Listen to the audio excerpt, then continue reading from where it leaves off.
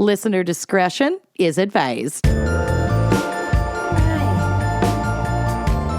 are listening to Wine and Crime, the podcast where three friends chug wine, chat true crime, and unleash their worst Minnesotan accents.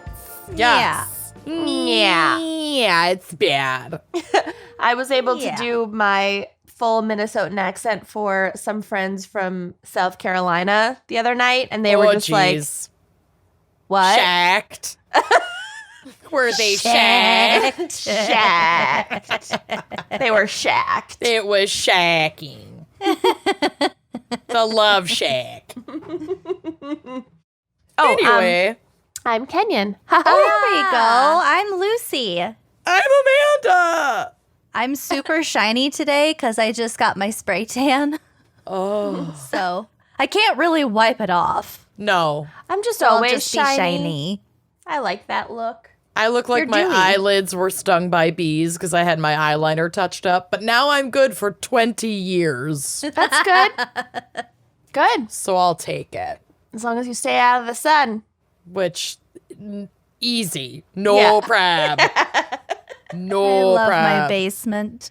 Also, when I'm down in Iowa this weekend, I need to keep with tradition of hashtag my new hat. I want to find a nice big sun hat. So can we shop? Yeah. Yeah. I'm bringing my large away suitcase so that we can shop. Mwah. Okay, good. Because I'm going to bring my Stetson down, but it's not the same as a big, big old sun hat. I want a sun hat that is floppy enough that you can like lean back and read, and the front is still providing shade. Like one of those bonnets. Yeah. Uh-huh. Mm-hmm. Yeah. So it just started raining. Maybe a visor. So if you hear sounds, it's because it just started raining. Great. There's nothing I can do about it. Don't Fuck complain. We'll do it live. Yep. All right. Well, this week we have a very special fan pick brought to you by Holly Brown. Oh, yeah. Encyclopedia Brown. Going down to Brown Town. Holly has selected the topic of wrongful executions. Why do you and do it's this a to doozy. us, Holly? Well, they explain why. Yeah, they do explain why. But yeah, it's gonna be tough. Mm-hmm. And so Holly would like to shout out their gateway gals, Debbie and Andrea. Aww. And this is a little excerpt from Holly's email. Quote, I have been thinking about what my topic choice would be for forever, and I think I would want to go with wrongful executions. This is a topic near and dear to our hearts, as my boyfriend is a criminology professor at the U of M Duluth. Mm-hmm. Oh. A death penalty abolitionist, woo, woo, woo, and has literally written the book, actually a few of them, on the death penalty. Sorry, super proud girlfriend here. Yes. Oh, you should be proud. Yeah, get you a girlfriend who brags about you. Mm-hmm. In addition, with the wave of federal executions happening right now and so many people still being in support of the death penalty, I thought it would be a great time to highlight the crime of innocent people being murdered at the hands of our government in the name of justice. Mm-hmm. Although I don't think the guilty ones should be killed either. Correct. And that is how I feel as well. Same. Mm-hmm. Like, the risk is too high of an innocent person being put to death. I just think it's barbaric. I just don't think our government should have the right to take a life. Correct. Yeah. I agree. But I mean, like, even just, I don't know. I think if one person is wrongfully executed, that's too many to keep this as an option. Because and obviously, it's not, what purpose does it serve? Right. Like, it's not restorative justice. No, it doesn't serve any purpose. Like, and the risk, like you said, is too great. Mm-hmm. And Holly also picked this case, or this topic, when he who shall not be named was still president. Right. Just a few short months ago, and, like, literally in the final hour was, like, approving. Yeah, and they pushing were just, through. like, killing as many as they could. It was bonkers. I mean, it was like a wave of executions and more death at the hands of the state than we had seen in, like, literally decades. Maybe hundreds of years. I don't even fucking know. It was wild. That wouldn't The go with GOP is a hundreds of death years. cult. Well, no, but still. Not hundreds of years, but decades. Too long. yeah, the GOP is a death cult. So, should we get to our wine crime pairing for wrongful executions? Yes, Yes, please. let's. Yes, let's. So, because this is a Duluth Represent fan picker, Holly also wanted us to go with a Duluth beer. And I'm so Nice. excited about this. Yeah. So I wanted to take this opportunity to shout out Brian Tanis of Bent Paddle Brewing. I had the absolute pleasure of working with Brian years ago when he was a brewer for Rock Bottom, Minneapolis. And he left Rock Bottom to go up to Duluth and launch Bent Paddle Brewing. And their beer is chef's kiss. Absolutely phenomenal. He's so talented. I have a couple favorites of theirs. The Venture Pilsner and their black ale with cold pressed coffee. Oh, Two of my absolute faves. But it's 1 billion degrees here, so I am going to be sipping the Venture Pilsner. I also had the foresight to put my glass in the fridge for 30 minutes before I poured it. Oh my Foresight. gosh. I know, so I fucking crushed it. Wow. nice. And this is just a little blurb about the Venture Pilsner from their website. Quote, this craft lager harmonizes noble hops and premium malts found in North America and Europe. We did the traveling to save you the paddling. Brewed with pristine Lake Superior water, this straw-colored Pilsner takes on characteristics of Bohemia and Northern Germany with a touch of American inventiveness. Refreshingly crisp, with a gentle floral hop aroma. So nice hop. Hops. So cheers, everyone. Cheers. Cheers. I'm drinking a hard cider because it is also 1 billion degrees here. Yeah. I'm drinking water because it's also 1 billion degrees here. This fragging heat, I tell ya. That's okay. All right. I Well, love it. Lucy, what is our background and maybe psych and probably lots of very sad facts Yep. Can't about wait. wrongful executions? Well, let's just dive right in, shall we? Execution, aka capital punishment or the death penalty, is the state-sanctioned killing of a person as punishment for a crime. In the United States, and this may have been the number before this spate of fucking executions at the end of the Trump administration. But the number that I found was there have been 1,533 people executed by the government. That's it? Wow. That is since 1976, I think. I Okay. apparently left out that part. Yeah. These policies are very political. There is a lot to be said about it, and I have a feeling that we will fucking get to it. Probably. Today we're talking about people who were wrongfully executed, which is just lovely. So in terms of stats about that, there is literally no way to know, even roughly and reliably, how many people have been wrongfully executed in this country, besides the obvious fact that justified executions have been defined very fucking loosely in the past. Yep. I can give us a little bit of insight into some more current information. This is a quote from the Innocence Project. A 2014 study by the National Academy of Sciences reports that at least 4.1% of defendants sentenced to death in the United States are innocent. Wow. The article called Rate of False Conviction of Criminal Defendants Who Are Sentenced to Death reveals that the number of innocent people is likely more than double the number of those actually exonerated and freed from death row. Yeah, God. when I was looking for a case, there were a lot of cases of people where it's like they were executed and we strongly suspect now that they were innocent, but like There's no way to know. Yeah, there's no way to know, and once they're executed, it's like there's not going to be an appeal. Yeah, no one's really fighting for them and spending their resources on them anymore. Right, because those resources are better directed towards people who are currently facing death row. But yeah, so there are like a ton more cases where it's like these people were probably innocent, but we're not going to know. And then there are like a few where it's like, oh no, they were fucking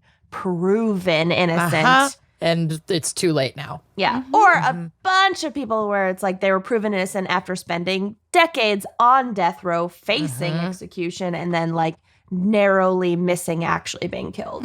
Yep. And they're saying that the number of actual innocent people is probably twice that number. Yeah, because cool, like you cool, said, cool, it's cool. so hard to quantify that it's just Yeah. more likely that there are so many more we'll never know about. And the way that the justice system was even worse, like it's bad now, but the way that it was even worse beforehand with like all white juries and like, we'll get to that. oh, great. Great. Oh, fun. This is a good episode. Oh yeah, right. I have a rage warning at the top of my case. Great. So newly available DNA evidence has allowed the exoneration and release of more than 20 death row inmates since 1992 in the United States, but DNA evidence is available in only a fraction of capital cases. So I think obviously technology advancements and especially with DNA analysis, that has freed a lot of people. But it's just not available. And like in plenty of cases that we've covered, DNA tends to conveniently go missing a lot of times or is tainted or... And like, where did we get off even trying to put people to death before we even had technology for such a thing as DNA evidence? Well, they couldn't, where did we get off? conceive of No, I know. DNA evidence Yeah. ever existing. Right. Yeah.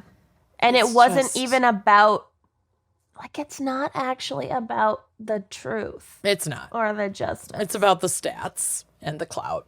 Yeah. It's so great. I Yeah. love it. Yeah. Yep. When I remember in 7th grade doing doing one of A those debate. You and I were opposed to each other, and I was pro death penalty with Oh, Laura God. Barnes. It was awful. I mean, were Shmora pro? Barnes. Yes, you were against. We were with the two British twins. I'm pretty Yep. sure. Yep. Laura and Emily. So it was Kenyon and one twin versus me and the other identical twin So it was arguing two sets about of the death twins. the Great. death the death penalty. Great. And I was Oh, like, wow. there's really not a lot of good arguments for the death penalty, other than Yeah, the you were- cost of keeping a prisoner alive for a year. Like, okay, Yeah, but it's then actually quit more putting expensive. people in jail. Yeah.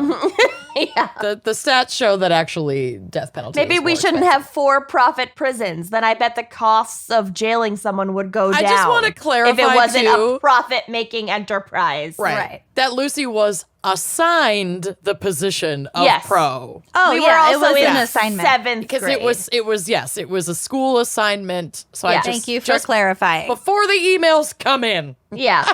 This Yeah. is not It was- like this is not a middle school position that Lucy actually had on the death penalty. No. And also, even if it was, It's middle can school. we fucking chill? She was in Of 7th course. grade. Our Yeah. opinions can evolve since 7th grade. And Absolutely. it wasn't. So whatever. Okay. Moving on. Anyway, so clearly this topic is seriously tricky and political and complex that I don't even think my segment will be remotely entertaining if I were to really dive down this particular rabbit hole. So instead, we're going to talk about some unique methods of execution throughout God. history. Oh God. Okay. And just a Okay. blanket trigger warning, some of these are quite violent. So if you're squeamish or you don't like hearing about this kind of shit, please fast forward probably through the rest of this episode. But also, Okay. what are you doing listening to this Right. podcast? Yeah, well, some of these are. Okay. So you can be executed by animals, such as being crushed by an elephant, devoured by lions, alligators, crocodiles, piranhas, and sharks. You can get thrown into a snake pit, a pit of snakes. Yep. Got it. That was easy to follow, but thank you for the clarification. Well, I didn't snake have a pit lot is- of questions about that one. it's But a you answered euphemism. them. It's a euphemism today, but it was like a fucking pit of snakes.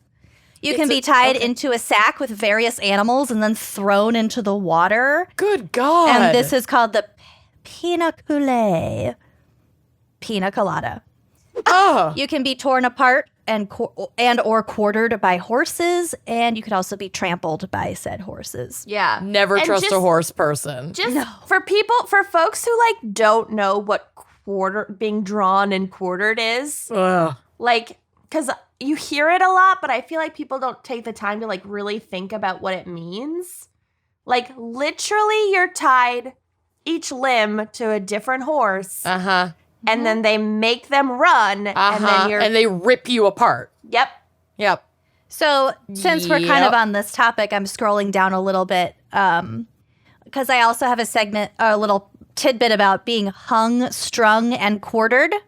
So this is kind of similar. This was traditionally given to anyone found guilty of high treason during the Middle Ages. The culprit would be hanged and seconds before death released, so they're still alive, and then disemboweled with their organs being thrown into the fire. Again, they're alive during this part. Once they finally died, then they would be cut into 4 pieces and traditionally have their body parts sent to 4 different parts of the given city as like a public warning to others. And then like strung up. So there's just like a piece of a body hanging for a while. Yeah. Like a scarecrow. Like a quarter of a scarecrow. But a dead body. But it's a... Yeah. Okay. Anyway, so in terms of the quartering, then that could have also played a factor. It's just like kind of tradition to send your pieces off to different areas to... So those are things about the 4 horses, the 4 horsemen of the apocalypse. Great. Yeah. There's something about it. Well, horses are really strong, too. I feel like, your limbs are tied to 4 different horses, and then they all get spanked at the same time. They, like, run. Whoa. Yeah, I can visualize it, but thank you for the the additional help. Yeah. Okay, you could also be buried alive, and this is This was the traditional punishment for Vestal virgins who broke their vows. What? What does that mean? Like they were supposed to be nuns, but they banged? In ancient Rome, this was a virgin consecrated to Vesta and vowed to chastity, sharing the charge of maintaining the sacred fire burning on the goddess's altar. So it's somebody who's assigned to be a virgin. They're just assigned by the church to be a virgin. Daughters of the state. I guess not the church. This is ancient Rome. Having sexual relations with anyone was tantamount to treason. In this way, the Vestal Virgin was not buried alive, but simply sent to a room with few provisions where she would die a natural death. Oh, that's great. So much better. Okay. But Vesta is the goddess of the hearth. So it says the College of the Vestals was regarded as fundamental to the continuance and security of Rome. Okay. Cool. Okay. Yeah, well, fetishizing female virginity is always really fun and safe. Yeah, I love it. This is great. Yeah. Anyway, so we're nailing this. Or just slowly, starve to death in a starving room. to death. Mm-hmm. Oh, this is one of my favorites. Another form of execution is blowing from a gun. So that means being tied to the mouth of a cannon before it's fired. So the cannon just kind of goes through, yeah. This one will be familiar to Game of Thrones fans. Oh, man. I can't get over Amanda's faces. I'm gonna get stuck like this. Well, it's not. I've got a ways to go. Good, great. You'll recognize this one. The punishment of molten metal was a punishment for greed. It was poured either down one's neck or over one's head to resemble a crown. Game of Thrones. I did that to Daenerys' brother. Oh, yeah. I gotta rewatch that shit. It's so good. Oh, God. Okay, here's a doozy. The Blood Eagle. So there are photos on the drive of this because it's kind of hard to follow along. So this is when they cut the skin of the victim down the spine, breaking the ribs so that they resemble blood-stained wings, and then pulling the lungs out through the wounds in the victim's back. So kind of like that scene in Red Dragon? Silence of the Lambs. Silence of the Lambs, yeah. It's kind of like that. So if you go to the drive, if you want to, this will be on the blog, if you want to. The first 2 photos. So the skin of the back is kind of peeled like forward to like look like wings. Yep. Got it? It's getting to me. Amanda, you got it? Next. Got it. Next. Next we have the Brazen Bull, which is being locked inside an iron bull statue and then being cooked to death when a fire is lit underneath.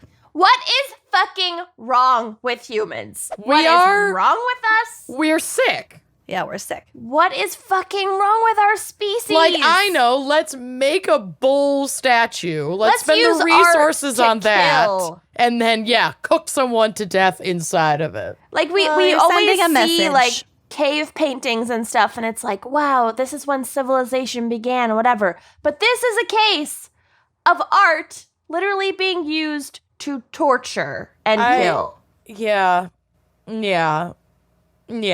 Like, it's entwined. Like, we It's didn't have one and the Netflix same. then, so I get it that people had Yeah. a lot more time to just Continue watching. They have a lot Yes, of time I'm on still their watching. hands. do something awful, but my God. It's And again, the not sending great. of a message, which I would argue kind of plays along with today's death penalty in the United States. It's exactly what it is. And it's not even a message to, like, potential criminals. It's like a message to voters from politicians. Like, that's all it is. That's fucking gross. Okay, this was my favorite on my list. Keel hauling. Oh, So is this this- what I think it is? Yes. This applies mostly to sailors. So they would be tied to a line that was looped beneath the sailing vessel, thrown overboard on one side of the ship, and then dragged under the ship's keel, so like the bottom of the ship, either from one side to the other or from the length of the ship from the bow to the stern. So the common supposition is that keel hauling amounted to a sentence of either death by extreme torture, or minimally a physical trauma, likely to permanently maim. The hull of the ship was usually covered in barnacles and other marine growth, and thus keel hauling would typically result in serious lacerations, of which the victim could later suffer infection and scarring, if they survived. Yeah, or they would just drown. If the victim was dragged slowly, his weight might lower him sufficiently to miss the barnacles, but this method would frequently result in his drowning. There was also a risk of head trauma from colliding against the hull or the keel, especially if the ship was in motion. Additionally, if sailing through shark-infested waters, there was a risk of the victim suffering a fatal shark attack. So, Yeah. keel hauling. How Then we've does got- anyone even fucking come up with that? I don't know. Yeah, that's horrific. Like, if you want someone to die, like if they committed a crime on the boat and you want them to die, just Toss them toss over. them. Or shoot them or something. Then toss them. God. Okay, we got disemboweling, dismemberment, drowning, falling, and flaying. On to scaphism. This one is super extra. This is an ancient Good. Persian method of execution in which the condemned was placed in between two boats, force-fed a mixture of honey and milk, and left floating in a stagnant pond. The victim would then suffer from severe diarrhea, which would attract insects that would burrow, nest, and feed on the victim, and the victim would eventually die of septic shock. Like, how do you fucking even figure that out? Trial and error of the brutalist kind. Isn't that so extra? Like, It's why? disgusting. So they would leave them tied between these boats for like days, weeks, whatever. Yeah. Uh-huh. Good Lord. Yeah. Yeah. Who knew that honey and milk would give you horrible diarrhea? Well, they're probably just lactose intolerant. Like 90% of the world. Why is any milk fucking not lactate? Yeah, like shelf stable. Yeah. I think that milk tastes pretty good, actually. Lactate tastes exactly the fucking same. All milk should be lactate. The end. Yes, all milk. Yes, Yes, all milk. all milk. And ice cream. All right, we got slow slicing, aka death by 1,000 cuts. Great. Old hat. Not just good for emo songs. Yeah. Yeah. Suffocation by carbon monoxide from burning coals in a sealed room. That was kind of I'd inventive. choose that one if I get a choice. Yeah, that's the most humane one that we've heard I yet. would fucking love that one. Yeah, I mean, this is not just, these are horrible ways to be killed. Oh, yeah. Okay, we went through hung, strung, and quartered. What's called crushing. This is was used both as torture and execution. Medieval crushing involved placing the accused's head in a device that slowly crushed the top and the sides of the head together. Or Eventually, the whole body, right? just the head, from what I read. Oh, well, Yeah, that's different. okay. that was kind of, you were talking about like Giles Corey, like Yeah. the rock More song. Yeah. weight. Do you know what we're saying, Amanda? Oh, yes. I hate it. Amanda, do you know this reference? The Salem witch trials, Giles Corey. Sure. The old okay. man, and they put him on a rock, and they added more rocks and more weight, and they crushed him, and they tried to get him to confess, and all he would say to accuse his wife of witchcraft, and all he would say is more weight. All right. Well, Yeah. I like that that act of defiance against the state. This is just the head. So Oh, okay. the top, it crushed the top and the bottom and the sides together. Eventually, the eyes would pop out, the skull would crack, and the neck would break. But like depending on how slowly you did it. When I get a massage, I have to tell them not to even touch my temples because I can't stand like any pressure on my temples. Because of crushing? I don't know. Maybe She just because doesn't of a like the past life. sensation. Yeah, you were definitely crushed in a past life. I really can't handle it. You're doing it to yourself right now. I can do it to myself very gently, but I can't handle anyone else touching my temples. My God. Yeah. I know how to freak you out. No. I'll put a gentle mixture of ketchup and grass clippings and press them against your temples No. with my feet. She took her headphones off. She's out. She just quit. She has left the building. That would be Bye-bye. my ultimate torture. Uh-huh. Yeah. God. Okay, we got boiling to death. This involved being flung into a cauldron of boiling water, oil, tar, tallow, or even molten lead, and then slowly or not so slowly scalding to death. Impalement. That means when you are stuck through with a large, sharp object, such as a stake, pole, spear, or hook, and left to die. This corporal punishment was regarded as one of the most shocking public forms of execution during the Middle Ages, and was often given to suspected witches, women found guilty of infanticide, and child molesters. I like how most of the worst punishments were reserved for women. Mm-hmm.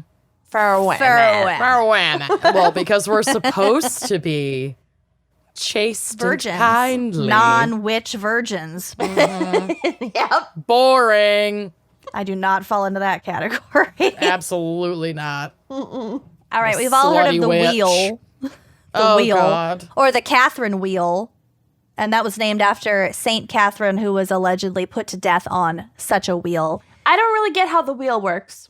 Okay, so you are so it's a wheel and you're strapped to it like on your back, so your body's arched backwards, and then your hands are tied above you and your feet are tied below you on the wheel, and then they turn the wheel and somehow your limbs are like gradually broken like as they turn it. Yeah, the limbs are like affixed to something else that remains stationary, so that like when you turn, it like moves. You're, like, I saw this at stretched like on it's like stretching on a Yeah. rack, but on a wheel. Yeah, I saw one of these at like a medieval history music like display or some shit.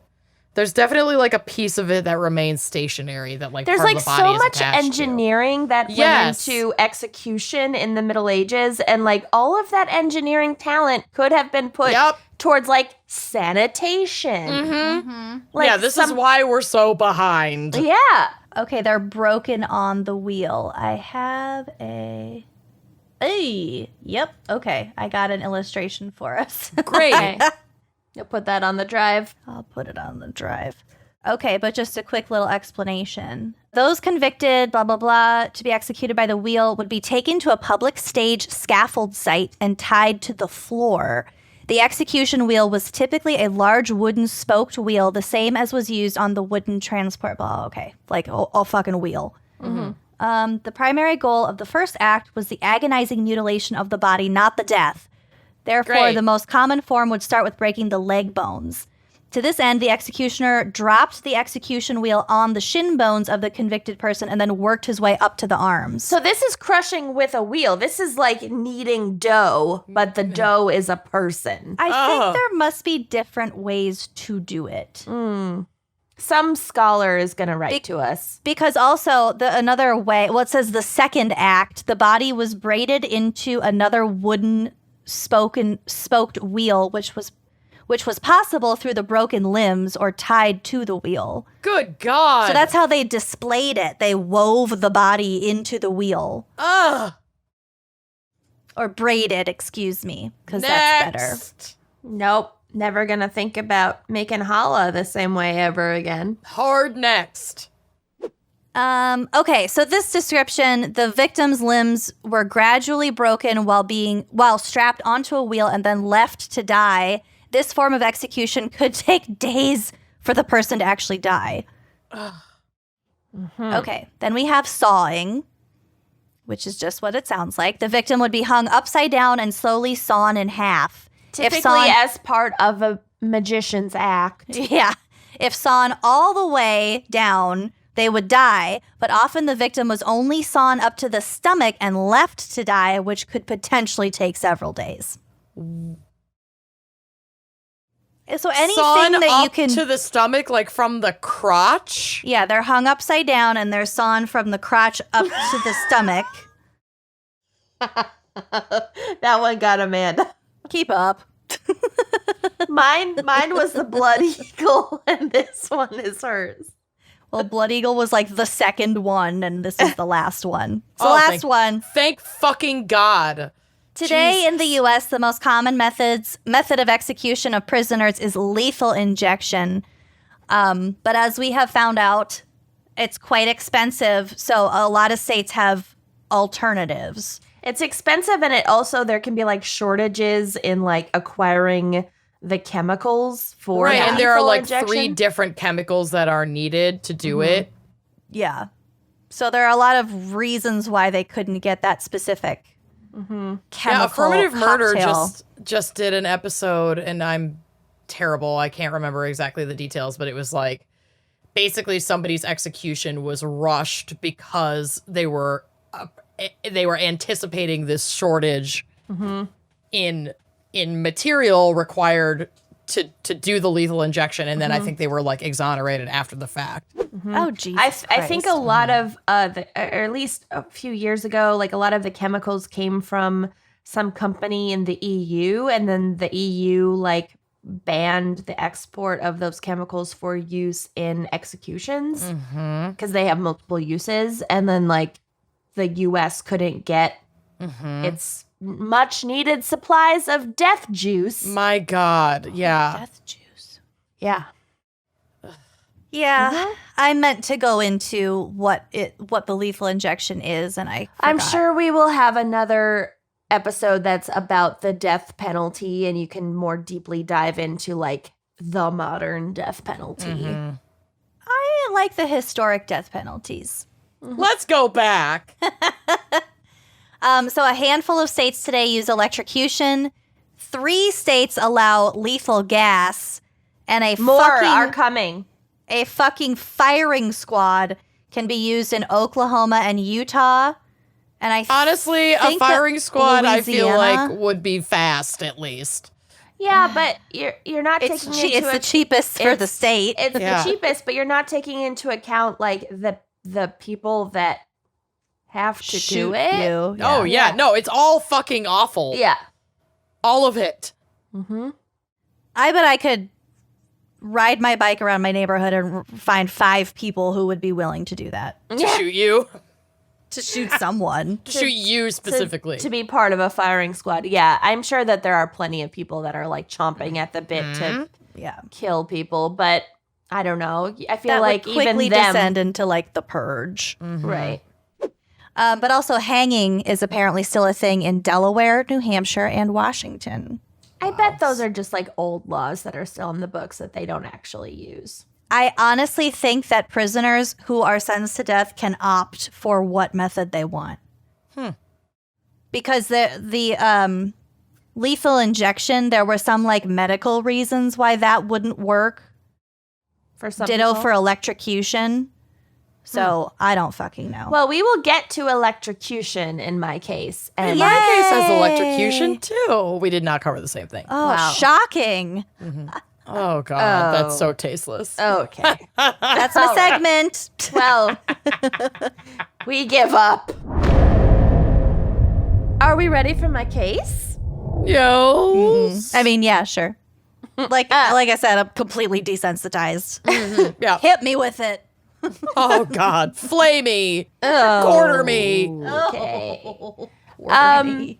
Much more recent case. Oh, good. We're in the 70s. So It was the 60s. early in the morning of February 20th, 1976, 29-year-old. The bicentennial. Sorry. Cool. Gasp. The what? Bicentennial. It was the year my mom graduated Yep. high school. Oh, my God. They all were made to wear either red, white, or blue robes. And then their graduation ceremony, they took like an aerial photo and they made up the fucking American flag. Holy fucking shit. That's a lot. So tacky. I'll show it to you. All right, so 29-year-old Jesse Tafero was asleep in the passenger seat of a green Camaro. Oh. I see what you did there. That actually happened. Parked at a rest stop on Interstate 95 near Deerfield Beach, Florida. So they're in the car, parked at a rest stop. Sure. Okay. The driver of the car was a friend of Jesse's, a 25-year-old exterminator named Walter Rhodes. Jesse is in the passenger seat. Walter's in the driver's seat. Okay. Jesse had become friends with Rhodes during a prison stint several years earlier. So they both had been in the slammer, became buddies. Now they're both out. And they're at this fucking rest stop. Got it. Tafero's 28-year-old wife, Sonia Jacobs, who went by Sunny, and their 10-month-old daughter, Christina, and her 9-year-old son, Eric, from a previous marriage were also in the car in the back seat.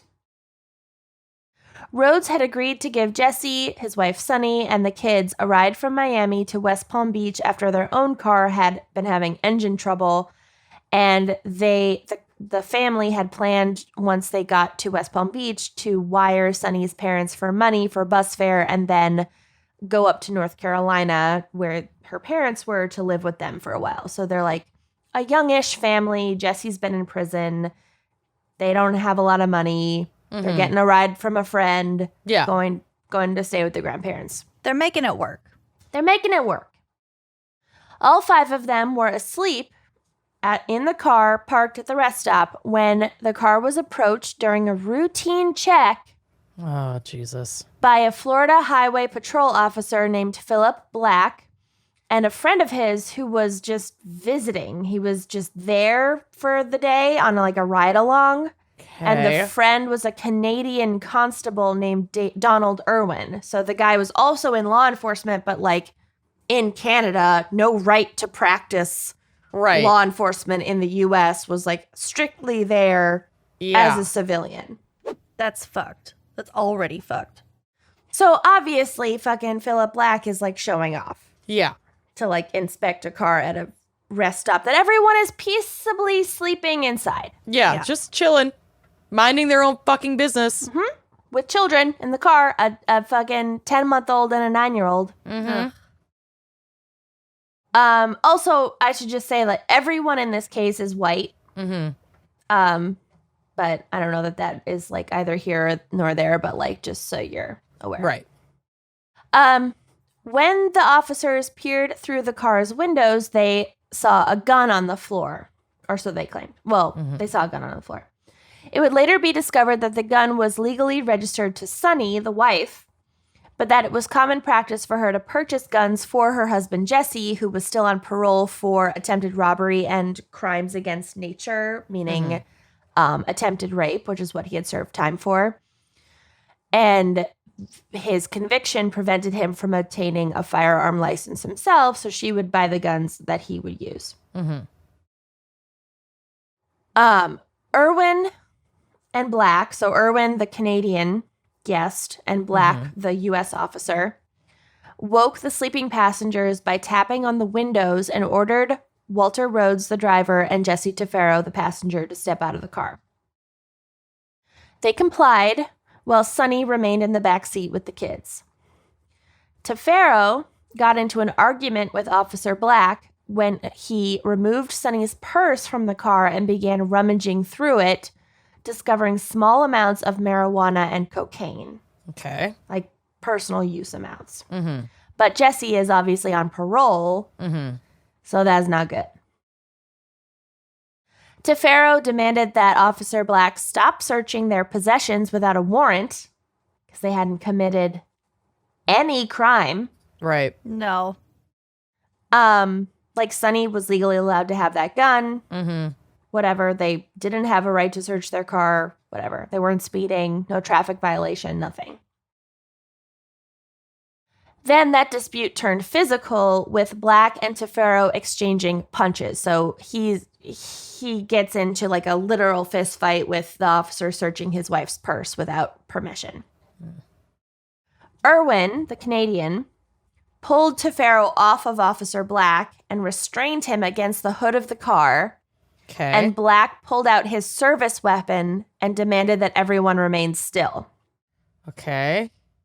What exactly happened next would later become a topic of intense dispute for years. Okay. According to Walter Rhodes' testimony, so the driver, Sure. who also had been in prison. So he gives a testimony later on while he's cooperating with law enforcement. And according to that testimony, he says that Tafero broke free of this hold, grabbed the gun, grabbed like Officer Black's gun grabbed his wife's gun that had been on the floor of the car and shot and killed Black and Irwin, and then ushered the others into the now empty police cruiser and fled the scene. Now, how this guy would be able to get out of a hold on the hood of a car with a gun to him and be able to then get into the car and grab a gun and then turn it on the officer? Yeah, that's a stretch. Yeah, especially when there are two officers like actively preventing him from doing that. But that is what the driver guy said happened. Okay. According to Tafero, it was Rhodes, the driver, who shot and killed the two officers and then handed the gun to Tafero so that he could drive away from the scene. So he said that while he was being restrained on the hood of the car, Walter Rhodes, the driver, had the gun that was in the car, and he shot the two officers. Gotta say, that makes way more sense. Sure does. Regardless, whatever happened, the two men fled in the police car.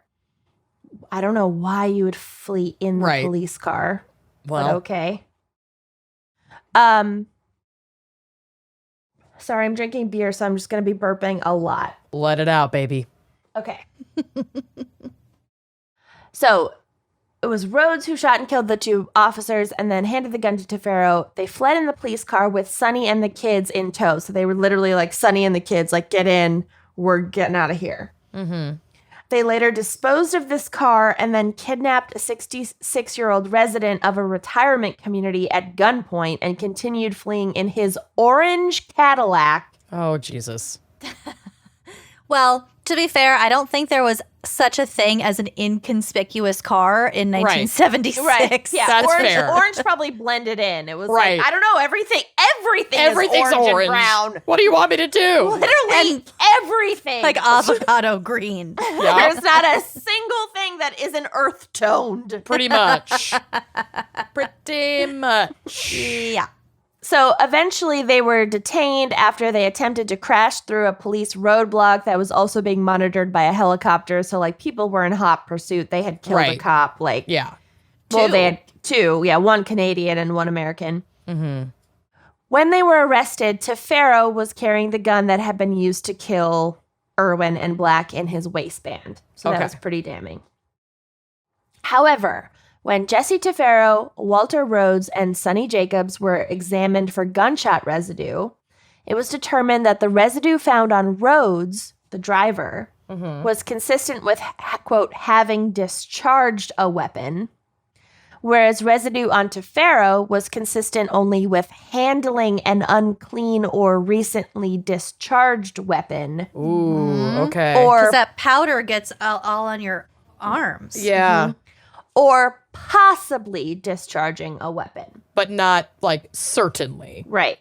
Whereas on Rhodes, it was like much more gunshot residue. Okay, so it's like we know they shot a gun. Yeah. Okay. And the residue on Sunny Jacobs, the wife, was consistent with having handled an unclean or recently discharged weapon. So probably at some point she was handed the gun to hold. Got it. Okay.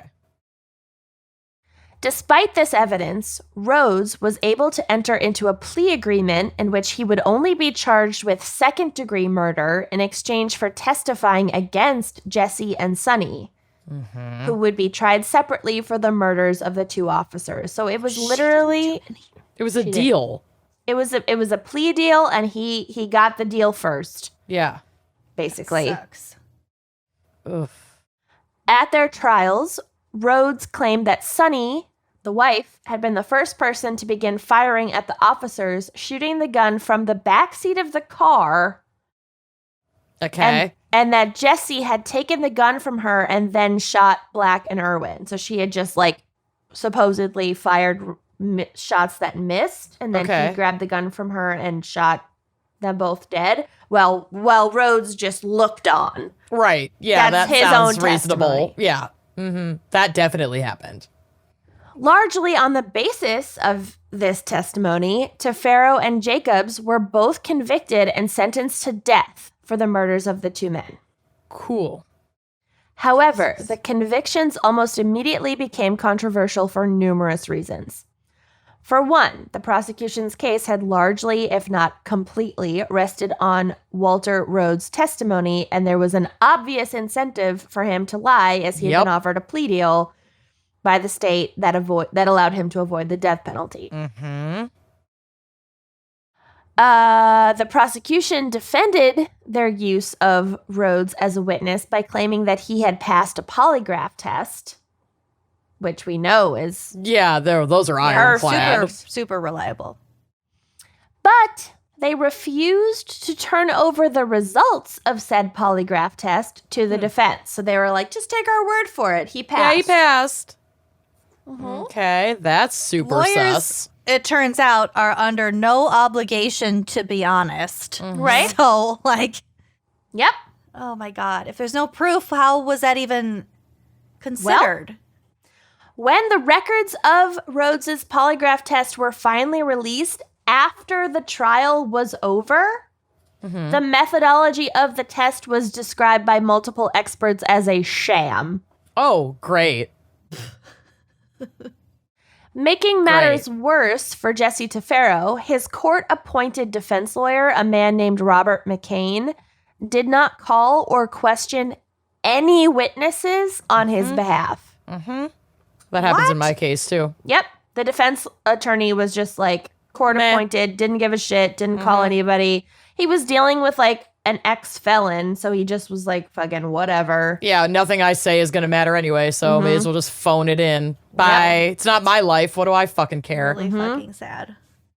This was despite the fact that two truckers who had been at the rest stop at the time of the shooting described seeing a man who matched Tafero's description restrained against the car when the shots were fired. So there are literal witnesses against this bogus theory that this person is only using to get a plea deal. Oh my God. And a plea deal that, like, yeah, it's just someone's gonna be put to death fucking anyway. This is really, really unfortunate. So soon after Tafero's trial, McCain, his lawyer, was disbarred after he good. was both convicted of obstruction of justice for bribing a witness in a different case Cool. and discovered to have been involved in a narcotics conspiracy. Awesome. So his I love court-appointed lawyer who did He's a nothing to criminal. help him was a fucking criminal and disbarred. Oh, That alone should be Yeah, you should get a new trial immediately. Yeah. Yeah. Especially in a death penalty case Uh-huh. where someone's Yeah. literal fucking life hangs in the balance. Uh-huh. What a piece of shit. Perhaps Off to a great start. Perhaps most egregiously, Oh, it gets more egregious. Good. Uh-huh. Good. the judge at Tafero's trial, a man named Daniel Futch. Okay. Oh, yuck. What the fudge? Yeah. I'm sorry, but go to the Social Security office and change your name. I'm sorry. Change it. Some names shouldn't endure. If your last name is Futch, futching stop it. Can you futching not? Can you futching put us out of our futching misery? Your poor futching kids. My God. Think of the Imagine the futching bullying. children. Think of the futching children. I love a good built-in fudge, though.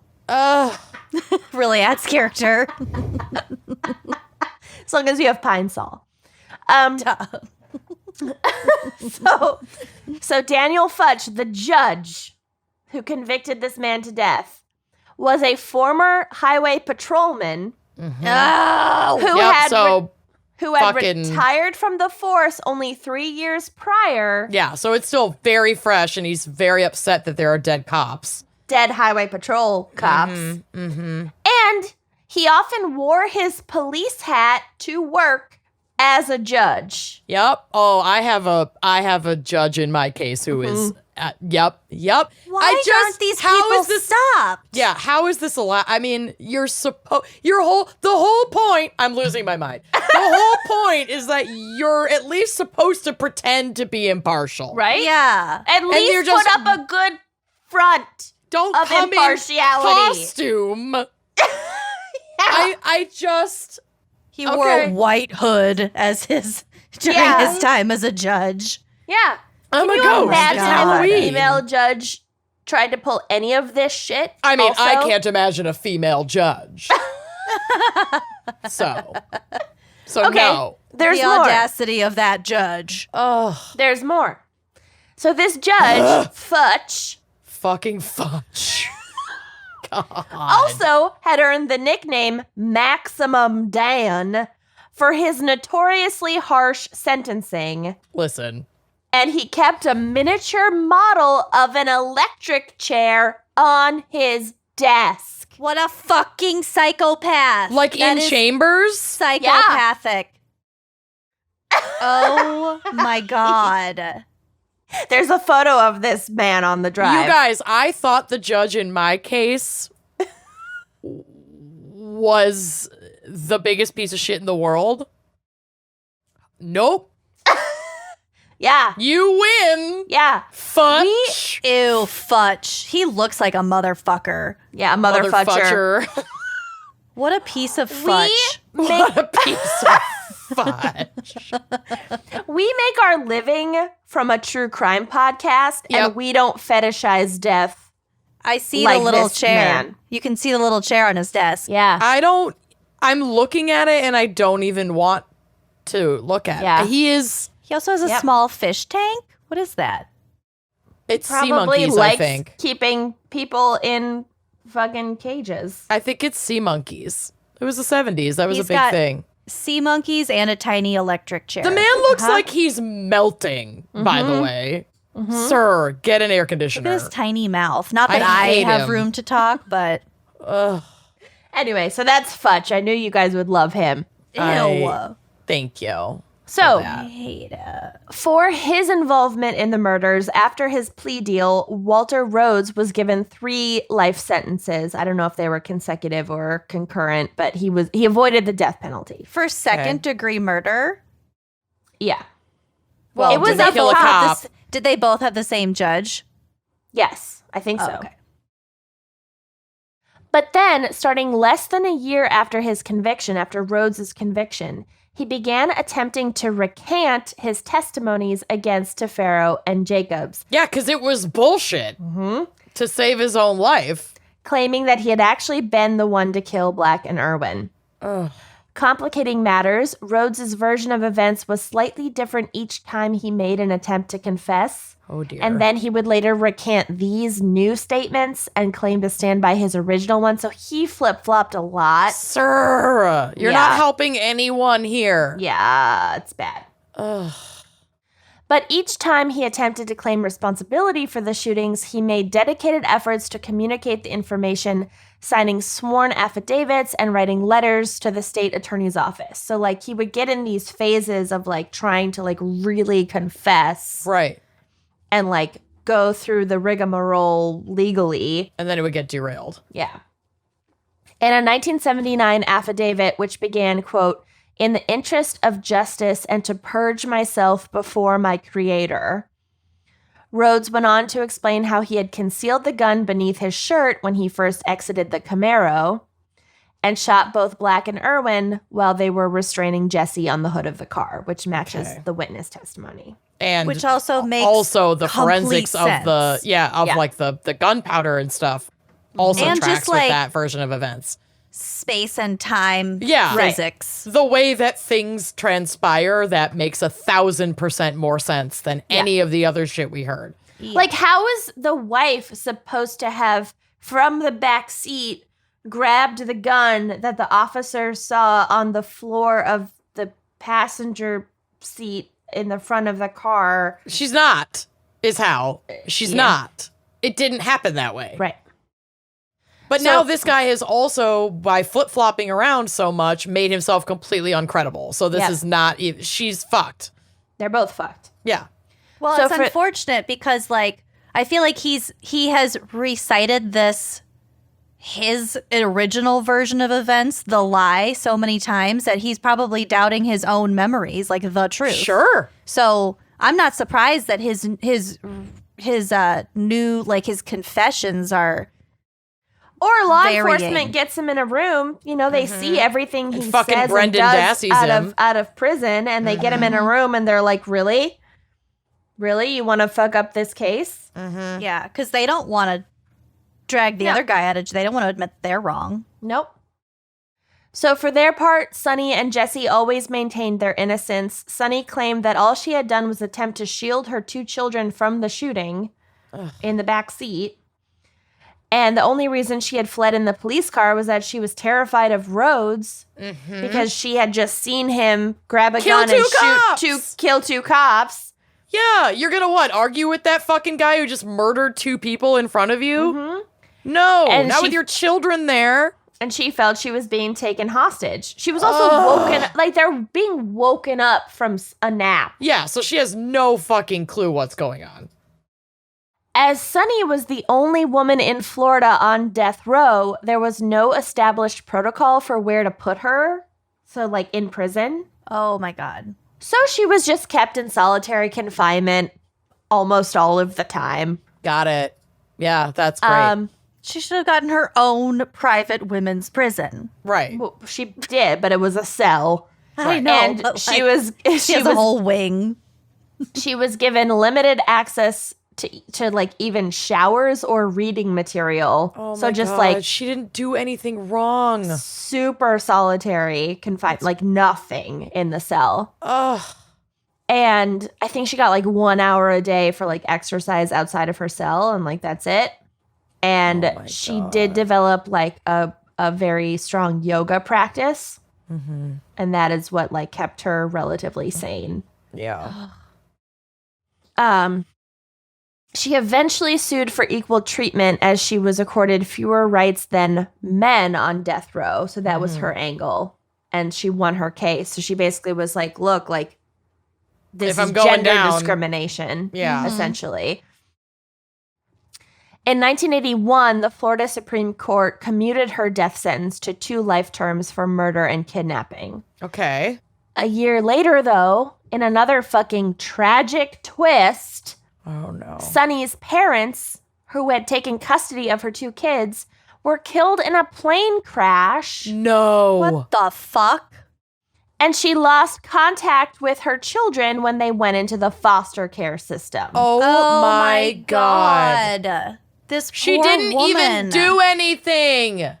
She shouldn't even fucking be there.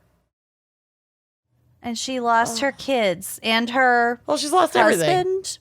She's Well, lost everything. Her husband is on death row. She is on death row in solitary. Her parents are dead. Her children are Yep. gone. And her children are gone and in the foster care system. And she has no foreseeable future.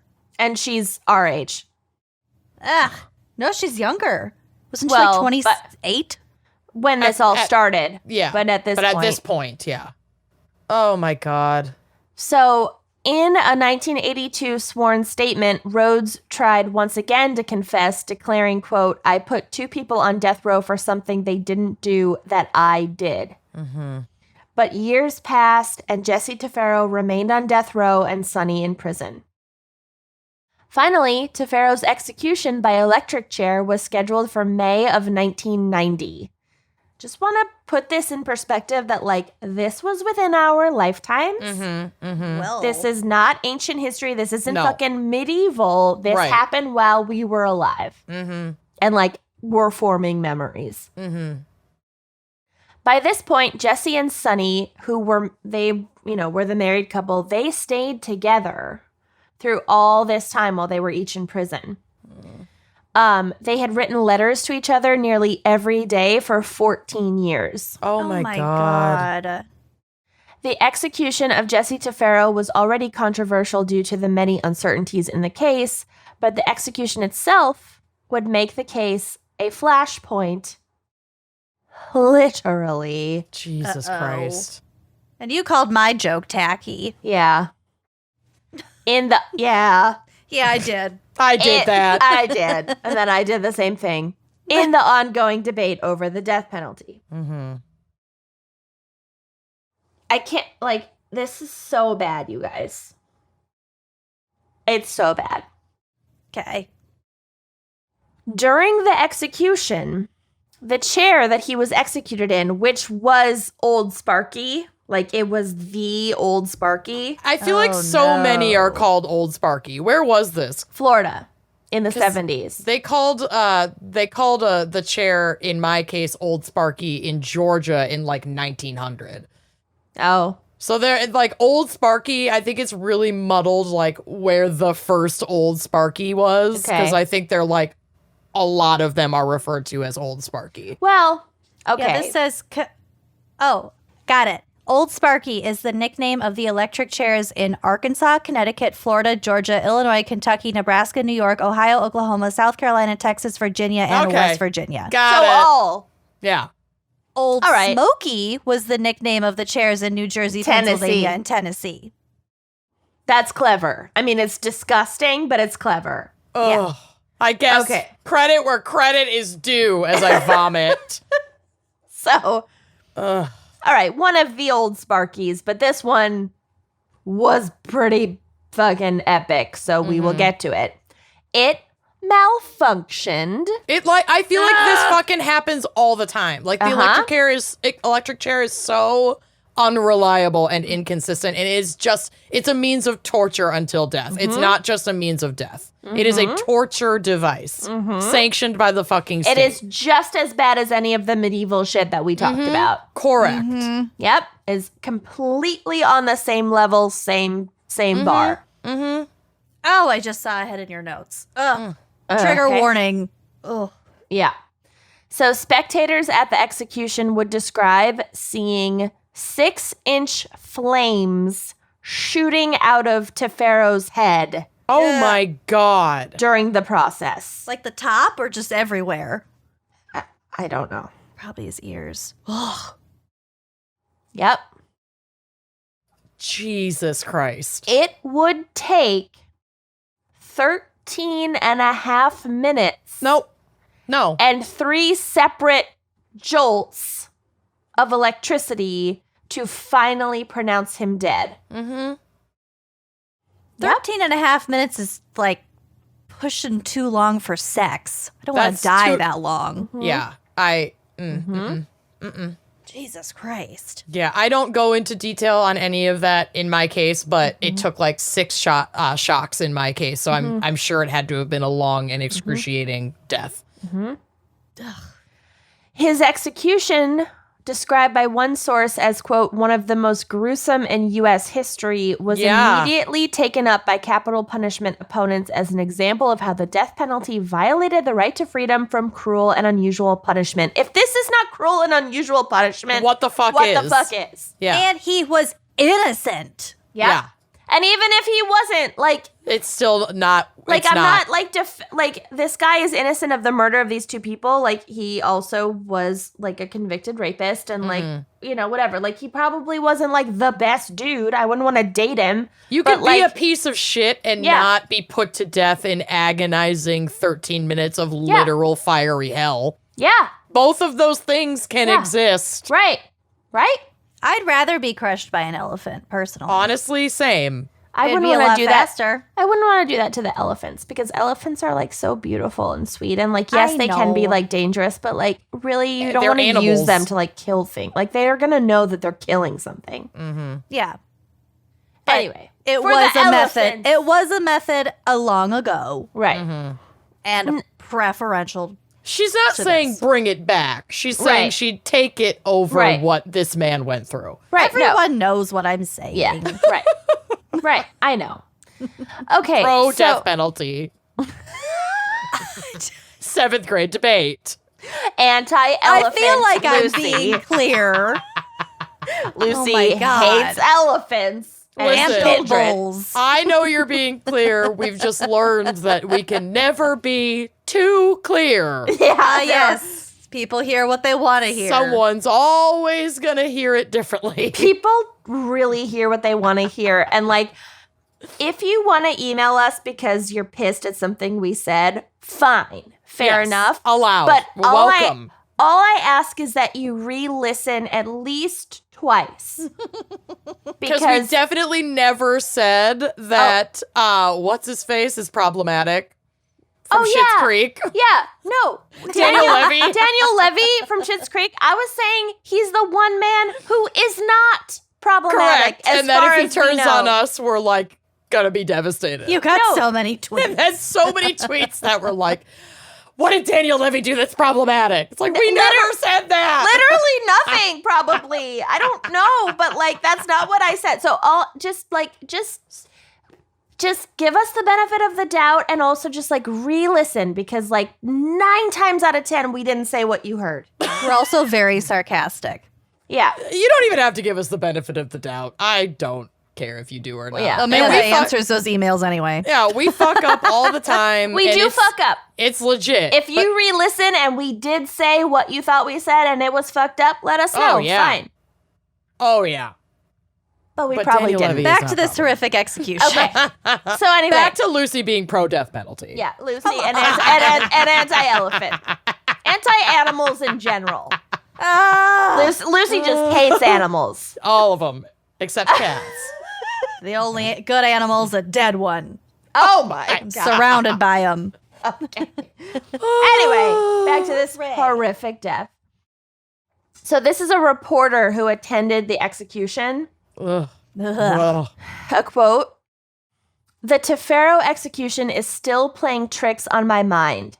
My first night home after the event, I was startled when my refrigerator began to hum." Oh, God. He has PTSD from this. Literally, yes.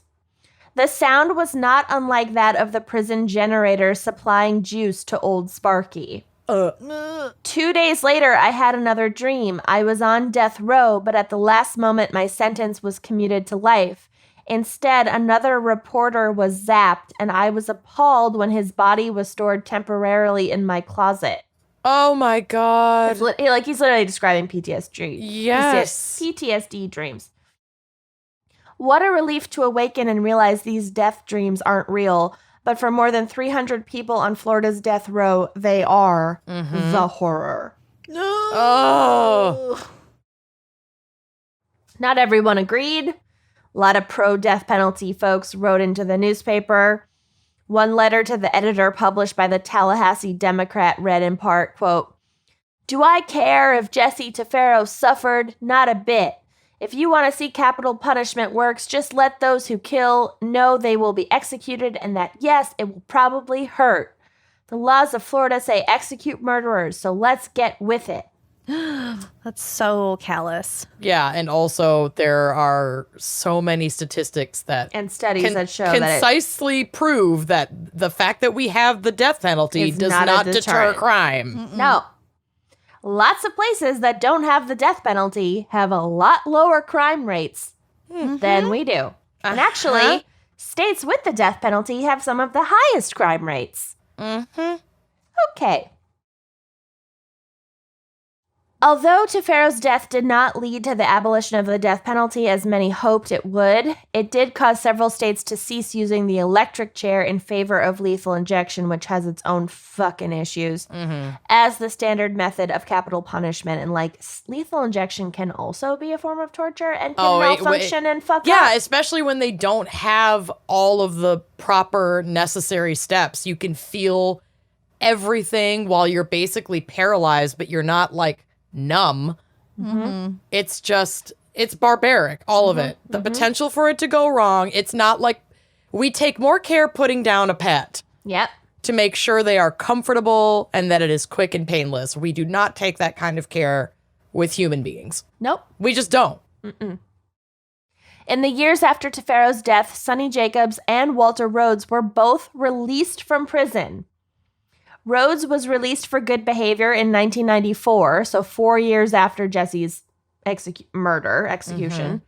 But he was sentenced to what, 2 or 3 life sentences? They're just like, you've behaved. Run along. Yeah, he served less than 20 years. After he admitted several times or tried he did to do that it, he was his. And that it's his fault that now another person is dead. Cool. Great. All of this makes so much sense. It is totally justice. Thank you. Sonny's conviction was eventually overturned on appeal, and she was released in 1992. She reunited with her children eventually and began working as a yoga teacher, the interest that she had developed in prison. In 2011, she married an Irishman named Peter Pringle. Oh my God! Heir to the Pringles named fortune. Peter Pringle once. What? A bird. Was he named after this Irishman who had previously been on death row for murdering a police officer before being exonerated and released? I wonder what these two had in common. Wait. No, it was just Peter a bird Pringle wasn't. It was Yes. just a bird that kept diving for my Pringles, so we named him Peter Wait, Pringle. so Peter was also Yes. a death row inmate? Yes. Oh, I And missed then- that. I was focused on the bird. Yeah. She married a guy who in Ireland had been on, or was Irish. I don't know where he was on death row, but it was on death row for murdering a police officer before being exonerated and released. She had it tight. Wow. Well, they probably met in some sort of support group, Yeah, I'd imagine. My Yeah. God. That's Fucking wild. Was he a bird? He was bird-like. Together, they Works for founded me. the Sonny Center, which focuses on providing emotional and spiritual support to people wrongfully convicted of crimes. Sonny continues to maintain that Jesse Tafero was wrongfully executed, and she has been a dedicated advocate of abolishing the death penalty since her release. Wow. Yeah, What a Wow. fucking tragedy. and that is my case. Wow. Wow. Wow. Wow. Wow. Wow. Wow. Wow. I can't believe those two were released. And Jesse had such a horrific execution. And then 4 years later, 2 years later, she gets out, and they were tried on the exact same evidence. And 4 years later, Rhodes is out, and he fucking confessed. Meanwhile, Jesse and Sonny had maintained their innocence throughout. That is unfucking believable. It's so fucked up. God. That's Well, why should I we- don't fully understand the separate trials thing. Because you can get such wildly different outcomes Yeah. with the same evidence. I don't know. I mean, that's tough because, yes, that's absolutely true. But it But can like also. each person needs their day in court. They do. And it can, combined Yeah. trials can also Right. work to put somebody up as a scapegoat or, Right. It's like, Yeah. I don't know. There's so much that's wrong with our justice system. Right. It's like, where do we even fucking begin? Right. Yeah, really. It's just. Ah. Yeah. This is, you know how there's that podcast called And That's Why We Drink? Uh-huh. This is why I drink. We found it. I made a big mistake not drinking during this episode. Well, we have all weekend together. Yeah. That's what's getting me saving through myself. this. Let's do it. Fine. Today I'm going to be talking about the only woman to be executed by electric chair in the state of Georgia. Okay. And if you're wondering if racism came into play here, the answer is it sure did. Yep. Obviously. Did you even need to ask? Yeah. Honestly, it was hard not to find a case of wrongful execution that wasn't like a marginalized person of color. So I am actually kind of surprised that your case was white people, but I am surprised too. Yeah. that should just tell you a lot about the death penalty and the justice system in general, but that's another rant for another day. But fair warning, rage will ensue in this case as well. So Lena Baker was born on June 8th, 1900 in a community... Baker or Barker? Sorry, Baker. Yes, thank you for catching that. In a community called Cotton Hill, which is just outside of Cuthbert, Georgia. She was the only child of black sharecroppers, which I know we've discussed before, like the extreme physical labor of such a livelihood and how this practice was essentially a legal means for slavery after abolition. Is indentured servitude. Correct. Lena and her siblings were immediately, like, as soon as they could walk around, basically. I thought she was the only child. No, she's not an only child. She had a couple siblings. Oh, okay. So they were like immediately used as farm laborers. They picked cotton for measly quote unquote pay, which really wasn't pay. It was just like, you can live here and be fed. By the time she was 40, she had 3 children of her own and had been doing back-breaking labor to get by, including working as a maid. She also had experience working as like a nurse. So it seemed that financial opportunity was knocking when she was offered a position as a nurse to a white man named Ernest Knight. Ernest had broken his hip and leg and needed live-in care. I believe he was either widowed or divorced. He had at least one son who also lived in the home, but may or may not have lived in the home. The son was sort of an adult. And so even if he was living in the home, he was likely taking care of like the farm that they lived on. He was doing other shit. He needed care. And he's a dude, so he's not going to fucking like be a caretaker for his parent. Right. In this time. Right. So a woman named Leila Bond Phillips is a historian who has spent much of her career studying Lena Baker. And she said in an interview with NPR, quote, "I think probably that was the best job she ever had. And it was probably a fairly decent job for her at the time. And we think it developed into a sexual relationship.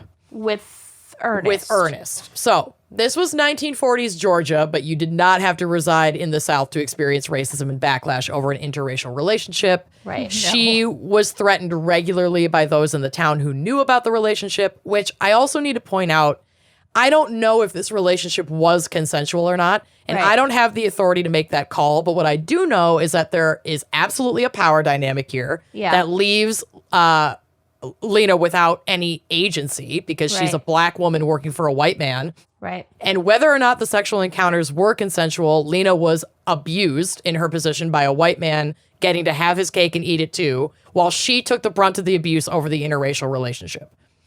Like, the local sheriff had told her that she had to break it off with him or risk going to jail. Jesus. Ernest's son would physically beat her in an attempt to, quote, break up the relationship. And That's not how that works. no. And even if it started as consenting sex, this very clearly became abusive and violent for Lena. And Ernest was not only participating in that abuse himself, but he also was not doing a damn thing to protect her from all these other people. He wasn't shielding her from not at the all societal abuse or No. even the Guilty. abuse from his own son. He's guilty Right. either way. And he's also an abuser. So And he's her employer.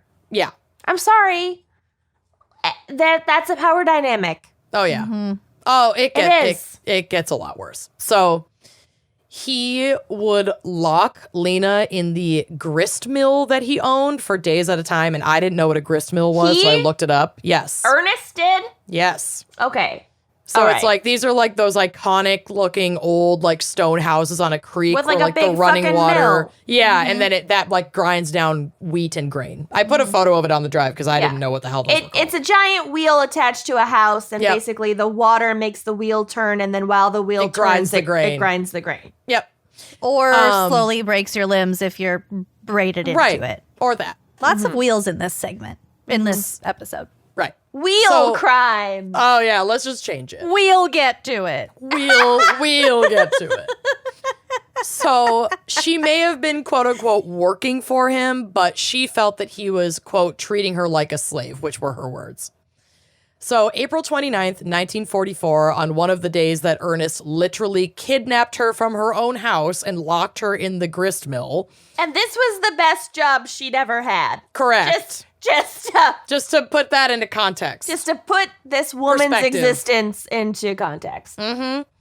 Ernest left her in there all day long in the 1944 Georgia heat, and then returned that evening demanding that Lena have sex with him. She refused, and he attacked her.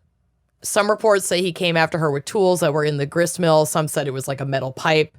How is this man being so violent when he needs a fucking caregiver? I or mean, did I he think like at this recover point, and then yeah. he just like kept her around because she was like his sex slave? Correct. Great. That's exactly what happened.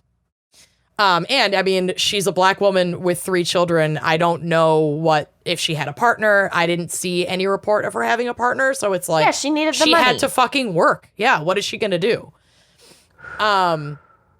So like I said, some reports say he like came after her with a metal pipe. Others say that he drew a pistol on her. Either way, he had a gun on his hip. And he was also known broken hip. On his fucking broken hip. And he was known to like always carry it. Like he just always had a gun on him. So Lena, not wanting to literally die, went for the gun, and the two had a kerfuffle over it. And in court, she explained that in the tussle, the gun went off and Ernest was hit, killing him. So it sounds to me that she didn't even want to shoot him. She just wanted to get the hell away from him. She just wanted to not die. Yeah. So disarming him was the only viable option for her to do that. And in the process, he died. Sorry about it. Yeah. Maybe don't attack people that you've kept locked in a mill all day. Mm-hmm. While you're trying to rape them. Right. Don't trust a white man in Georgia with the last name Knight. Don't trust a white man. You can leave it there. So she immediately... Right, a man. She immediately reported this to the local coroner. Like, she left the scene and immediately went to the local coroner and was like, this is what happened. And what fucking bravery to even do that. Right? Yeah, really. To not flee. I mean, it's unbelievable. She said this was an act of self-defense, and maintained that, though she was charged with capital murder. So a man named John Cole Vadika, who is the director of a Georgia-based inmate advocacy program known as the Prison and Jail Project, said that Ernest had kept Lena as his, quote, virtual sex slave. She was his paramour, she was his mistress, and among other things, his drinking partner. If you read the transcript, like of the court, and have any understanding of black-white relations, black women were often subjected to the sexual whims of their white masters, their white bosses, or some white man who had control over their lives or the lives of their families. Here is one who resisted and paid the price, end quote. So at trial, Lena was basically left to fend for herself by the entire justice system. Though she was appointed legal representation, not a single witness was called in her defense. Not to mention the fucking judge who presided over the trial was not exactly impartial. Mm-hmm. He was known as Judge William Two Gun Worrell. Oh my God, we have Maximum Dan and Two Gun Worrell. Because he kept 2 pistols on the bench in view of the entire court during trial. They're so similar. They'd be BFF. They would be. They're you know what? Honestly, they're probably related. Oh, wow. It's fucking psychotic. And here's the thing. Only 30 years apart. Yep. Like 1976 and 1944 sound like so wildly different. They're not. They're not. 1976 and 2021 sound so wildly different, but they're not. So the jury, shocker, was made up of only white men who lived in town and already disliked Lena because of the sexual relationship with Ernest and because she's a black woman. She was so in control of. Right. Even though he was literally raping her and holding her captive. And Georgia at this time was still legally segregated, and black folks could not even sit on juries. They were not allowed. So she could never have faced trial from a jury of her peers as like the justice system, quote unquote, intends. So, that just makes this another situation that allows for the imprisonment of killing of black people without a shred of hope for exoneration or justice. So the trial lasted 1 day. And the jury deliberated for a whopping 4 hours before coming back with a guilty verdict.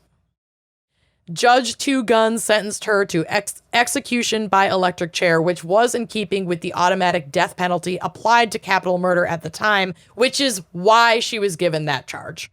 Because there were so many other charges that she could have been given, where there were, at that time, was not an automatic death penalty. No, they wanted to kill her. They wanted to knew kill exactly what they were doing. Oh, my God. Yeah. So Lena's attorney filed one appeal, which was denied, and then simply dropped her case so he didn't have to deal with it anymore. The governor at the time, Ellis Arnold, granted Baker a 60-day reprieve so that the Board of Pardons and Parole could review the case. But in January of 1945, the board denied Baker clemency. She wasn't even given a single appeal. Nope. Nothing. Not even a review. Like, she was just like, they were like, nope. Just put her away. Yep. Well, just kill her. Not even put her away. That's just what I mean. Just get rid of her. Just go away. So she was transferred to Georgia State Prison at Reedsville on February 23rd, 1945, and executed on March 5th, 1945. So just another, like, one of the only things that has quote unquote gotten better about the death penalty is that it doesn't happen as quickly as it used to. Now there's like years and years and years of appeals. But all those years and years and years of appeals obviously can drag on and on and on and still not matter. So it's like, it's just an impossible situation. She maintained her assertion that she had acted in self-defense until her last breath, and these were her last words, quote, "What I done, I did in self-defense, or I would have been killed myself. Where I was, I could not overcome it. God has forgiven me. I have nothing against anyone. I picked cotton for Mr. Pritchett, and he has been good to me. I am ready to go. I am one in the number. I am ready to meet my God. I have a very strong conscience." Oh, my God. Who's God Mr. bless her. Pritchett? Just a past boss? Yeah, like a previous boss that like may have probably would have provided decent testimony if they had called any fucking witnesses in her defense. When she says I am one in the number, does she mean like I'm just one of many? I can only imagine. That's how I read it. Yeah, that's how that reads to me. Ugh, God. So Lena was buried in an unmarked grave behind Mount Vernon Baptist Church where she had sung in the choir. But in 1998, members of the congregation came together to raise $250 for a small headstone that actually had her name on it, feeling that she had not been given respect even in death. And I have a photo of that headstone that they bought on the drive, but then there's another new one that's like actually worthy of this woman. This is from GeorgiaEncyclopedia.org. Quote, "In 2001, Georgia discontinued the use of the electric chair as a means of capital punishment and now executes the condemned by lethal injection. The state prison's old death chamber in Reedsville, which is where she was executed, has been restored to its original condition. There, visitors may see the chair, known morbidly as Old Sparky, the generator, switchboard, embalming room, death row cells, and recreation area known as the Last Mile. The under death sentence register is also on display, along with a photo of Baker taken the day she was signed into the prison. Typed underneath it are her last words. This tribute was about all that there was out there, even like acknowledging the injustice to Lena Baker. People simply did not want to talk about it. Black communities were afraid to speak up in fear of this happening to them. And white communities were just pretty apathetic to this situation. It took 60 years for this case to be looked at again, and this time through at least slightly more just eyes and likely a parole board that like isn't just white men, I would hope. At the urging of Lena's family, who had been celebrating her life at her graveside every birthday and Mother's Day, a request for posthumous pardon was submitted to the state in 2003 with the support of Georgia's prison and jail project that we talked about earlier. It took 2 years, but in 2005, the Georgia Parole Board granted Lena a full and unconditional pardon. Had her request in 1945 to the parole board been acknowledged, the Pardons and Parole Board could have lowered her charge to voluntary manslaughter, which would be a very fitting charge in that case. Yeah. And could have saved, they would have saved her life, and she would have served 15 years, which was the maximum for that charge. Mm-hmm. And then gone back home and gotten to be with her family. Yep. Mm-hmm.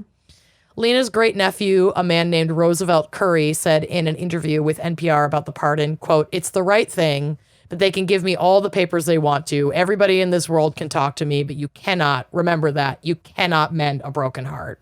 Oh, God. It's so sad. Lena's grave remains in the small, unassuming, and mostly forgotten graveyard behind Mount Vernon Church, but her family has plans to restore the area and build a true memorial to Lena Baker to both grieve and share her story. And her tombstone has been upgraded to something more suiting. I see her new one. It looks a lot better. Yeah, and it of says what this woman went through. It says her name and her birthday and her death day, and it says the only woman to die in Georgia's electric chair, pardoned in 2005. Yeah, Her so it's not. as we record this, was yesterday.